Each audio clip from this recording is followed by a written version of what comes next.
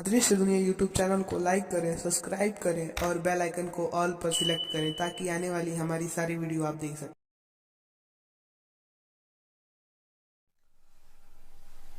तंत्र मंत्र की काले जादू की कुछ ऐसी क्रियाएं जिसके द्वारा किसी के भी जीवन का अंत किया जा सकता है। क्या संभव है, क्या मुमकिन है आज के दौर में ऐसी बातें। जय श्री महाकाल, जय माता दी हमारी यूट्यूब फैमिली। आप सबका एक बार फिर स्वागत है आप सबके इस यूट्यूब चैनल अदृश्य दुनिया पे।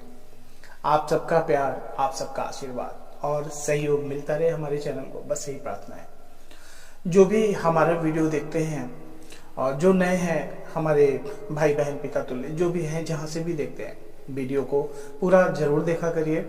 अच्छा लगे तो अपना कमेंट, प्यारा सा कमेंट, सुझाव जरूर दिया करिए और अपने मित्रों तक जरूर बढ़ा दिया करिए। आज हम बात करने जा रहे हैं कुछ ऐसी क्रियाओं की, कुछ ऐसी विद्याओं की जिसके द्वारा किसी के भी जीवन का अंत शायद किया जा सकता है। संभव है शायद, या फिर मानने ना मानने की बातें हैं। हमारे बहुत करीबी, हमारे छोटे भाई की तरह एक ऐसा लड़का था जिसके बारे में बताने पे मुझे बहुत तकलीफ हो रही है, बहुत पीड़ा हो रही है कि वो कुछ दिनों पहले महादेव के पास चला गया, इस दुनिया से चला गया। अब उसके परिवार की कुछ ऐसी बातें, कुछ ऐसे रहस्यमयी बातें जो मुझसे वो बताता था, मुझसे साझा करता था। काफी दिनों से उससे बातें ना हुई तो मैं सोचा कि या तो वो पढ़ाई करता था, तो मैं सोचा हो सकता है कि वो बाहर चला गया हो पढ़ने के लिए, लेकिन नंबर भी उसका मिलाता था तो ऑफ बताया जाता था। तो मैं काफी दिनों के बाद एक बार नंबर ट्राई किया, नहीं क्षमा करिएगा, उधर से कॉल आया। तो मैं बड़ा व्याकुल से उसका कॉल उठाया तो मुझे आवाज दूसरे की लगी। तो वो उसका छोटा भाई था जिससे मैं बातें करता था, उसका वो छोटा भाई था।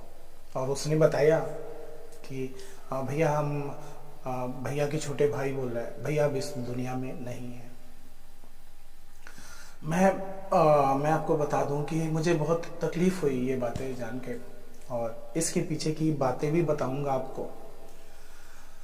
और मैंने उसको बहुत समझाया भी था, कुछ उसकी हरकतों पे कुछ उसके ऐसे काम थे जिसकी वजह से मैंने उसको समझाया भी था। कहते हैं कि पैसा, प्रॉपर्टी इंसान का शत्रु बन जाता है। ये बातें हमको देखने में भी मिलती हैं। पैसे के लिए भाई भाई को मार देता है, बाप पिता को मार देता है, पिता बेटे को मार देता है, बेटा पिता को मार देता है। आजकल ये प्रचलन चल रहा है, ये बातें चल रही हैं। ये ऐसा होना नहीं चाहिए, ये निंदनीय बातें हैं। कुछ वर्ष पहले, लॉकडाउन से पहले मेरी उससे मुलाकात हुई थी। हमारे एक छोटे भाई हैं जिनके द्वारा उससे मुलाकात हुई थी हमारी। बहुत अच्छा लड़का था वो। आया पहली बार तो उसकी कोई गाड़ी थी, खराब थी, वो बनवाने के लिए आया था। तो मुझसे बातें होने लगी उससे, तो काफी आध्यात्मिक भी था वो, पूजा पाठ के, भगवान के बारे में और साधनाओं के बारे में, गुरुओं के बारे में, ये सब बातें अक्सर वो करता था। फिर काफी दिनों बाद वो अपनी घरेलू परेशानियां बताना शुरू किया मुझसे। वो अच्छे परिवार से था, संपन्न फैमिली से था, प्रॉपर्टियां थी उसके पास, पिताजी, दो भाई। वो कहता था कि भैया हमारे पूरे परिवार में कुछ ऐसी उपद्रविक चीजें घटित हो रही हैं। रात में नींद ना आना, मरे हुए लोगों का दिखना, उसके गाय के तबेले भी थे, जैसे गैया भी पाले हुए था वो। मैं नाम नहीं बता सकता और ये बातें कुछ गुप्त ही रखनी पड़ेंगी। वो गैया भी पाला हुआ था उसके। हमारे यहाँ डेयरी बोलते हैं, डेयरी लगभग लोग बोलते हैं। तो गैया पाले हुआ था, अच्छी नस्ल की गैया थी। कहता था कि भैया गैया स्वस्थ रहती हैं, अचानक से उनको वो गिर जाती हैं और घंटे 2 घंटे में उनकी मृत्यु हो जाती है। फिर कहता भैया जो भी काम करते हैं कुछ सही नहीं होता, कुछ भी करेंगे तो अशुभ संकेत मिलने लगते हैं, बुरी चीजें होने लगती हैं, या चोट लग जाएगा, एक्सीडेंट हो जाएगा, परिवार में किसी के साथ कुछ घटनाएं घटित हो जाएंगी। उसका एक छोटा भाई था जो बचपन में जब हुआ तो स्वस्थ था, सारी चीजें सही थी।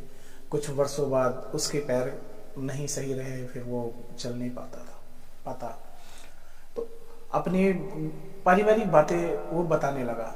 तो वो मुझे समझ लिया जबकि भैया मुझे कि मैं आध्यात्म लाइन से हूँ और मैं गुरुओं के पास जाता हूँ, अपने पूजनियों के पास जाता हूँ, मंदिरों पे जाता हूँ। तो वो मुझसे सलाह मांगने लगा कि भैया हम कुछ ऐसी साधना करना चाहते हैं जिससे मुझे सिद्धि मिल जाए और मैं जो मेरे दुश्मन हैं उनको, मैं जो मेरे साथ हो रहा है मैं वही उनके साथ भी करूं।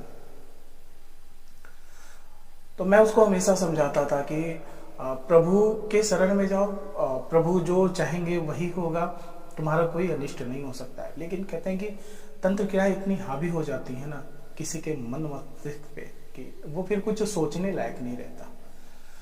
वो बहुत पीड़ित था, अक्सर आता था तो परेशानियां बताता था।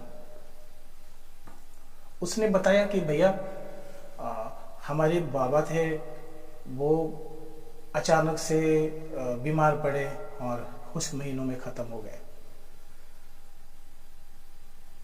उसका ये कहना था कि भैया हमारे करीबी लोगों ने हमारे घर पे कुछ तांत्रिक क्रियाएं कर दी हैं, जिसके कारण हमारे घर में सारे लोग मर जाएंगे, कोई बचेगा नहीं। और वो शायद उसको धमकी भी देता था कि हम ऐसा कर देंगे कि कोई बचेगा नहीं।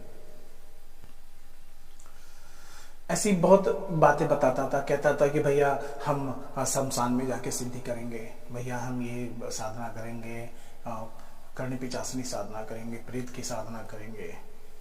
तो मैं उसको समझाता था कि अनिष्ट कारक ही ये शक्तियां होती हैं और ये अच्छा चीज नहीं है। किसी योग गुरु के पास, आज भी बहुत योग गुरु हैं, बहुत ऐसे संत हैं, महात्मा हैं, बहुत ऐसे तपस्वी हैं जिनके कारण शायद हम चल रहे हैं, शायद अभी धर्म जाए, अभी प्रभु के सिमरन किए जा रहे हैं। उसने बोला कि भैया हमने एक साधना करनी है। तो मैं बोला कि देखो साधनाएं तो बहुत हैं, और क्या करोगे, किस लिए करोगे, किस उद्देश्य से करोगे और किसके सानिध्य में रह के करोगे, बिना गुरु के कुछ संभव नहीं है। तो कहा नहीं भैया हम कुछ अभयानक शक्तियों का आह्वान करना चाहते हैं जिससे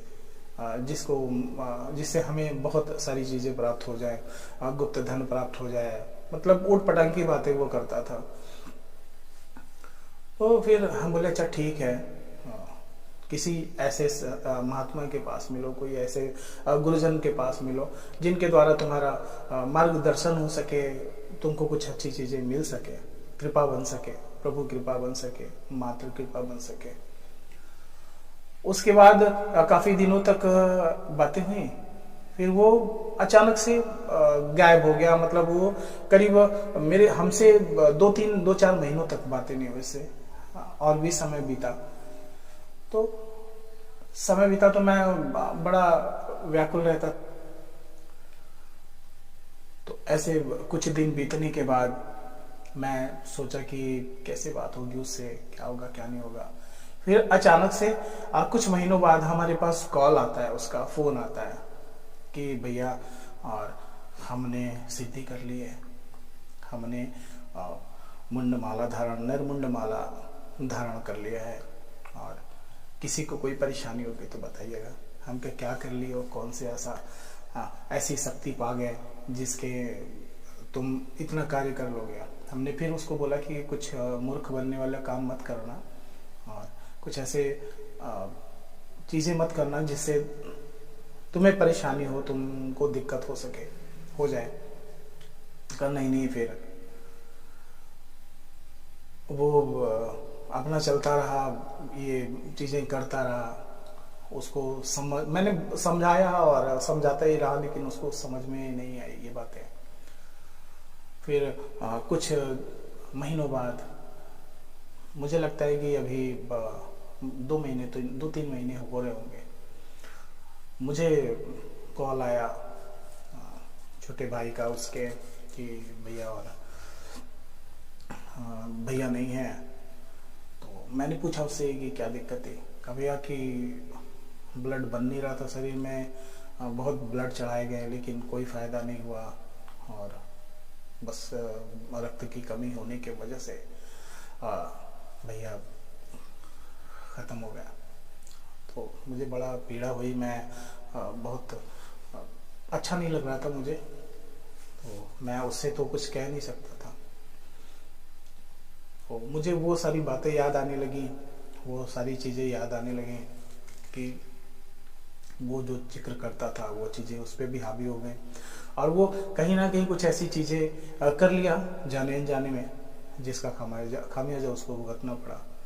उसको दिक्कत हुई और ऐसी दिक्कत हुई जो मैंने बताया कि अब वो दुनिया में ही नहीं है। महादेव उसको जहाँ पे भी हो, प्रार्थना करूँगा महादेव उसको मुक्ति दे। तो हमारे प्राचीन कुछ किताबों में भी लिखा है, कुछ ऐसी विद्याओं लिखा है, कुछ ऐसी क्रियाओं के बारे में जिक्र है जिसके द्वारा ये अनिष्ट किया जाता है। लेकिन वो जो पैसे के लालचवश, जो धन उगाही के लालचवश ऐसा करते हैं, ऐसी क्रियाएं करते हैं, किसी को अनिष्ट पहुंचाने के लिए क्रिया करते हैं, तो ऐसा नहीं करना चाहिए। और अगर ऐसा किसी के साथ हो रहा है, ऐसी घटनाएं हो रही हैं, तो किसी योग गुरु के पास, किसी अच्छे जानकार के पास मिलिए और उनसे सलाह लीजिए। और कुछ ना समझ में आए तो माया की शरण में, महादेव के शरण में जाएं। महादेव आपका कल्याण करेंगे, महादेव आपका अच्छा करेंगे। अगर किसी के साथ ऐसी बातें हुई हैं, हमारा जो भी चैनल देखते हैं, जो भी जिनको भी अच्छा लगता है, अगर किसी के साथ ऐसी कुछ घटनाएं हुई हैं तो हमसे साझा ज़रूर करिएगा और अपना कमेंट ज़रूर करिएगा। उससे हमें भी बहुत अच्छा लगेगा। और ये ज़रूर बताइएगा कि ये वीडियो आपको कैसा लगा। और आपके साथ, आपके जानने में भी अगर कुछ ऐसी, आपके अगल बगल कुछ ऐसे प्राचीन मंदिर हैं, कुछ ऐसे रहस्यमयी जगह है, कुछ किसी के साथ कुछ ऐसी अनहोनी हुई हो, तो हमसे कमेंट के माध्यम से ज़रूर बताएं। उसको हम वीडियो के माध्यम से बना के अपने चैनल पे और दिखाएंगे और आपका एक सहयोग भी मिल जाएगा। और एक सहयोग है और चाहिए आपसे कि हमारी वीडियो को पूरा देखिएगा और अपना कमेंट ज़रूर करिएगा। वीडियो अच्छा लगेगा तो आगे ज़रूर शेयर करिएगा। महादेव आप सबको स्वस्थ रखें। जय श्री महाकाल, जय।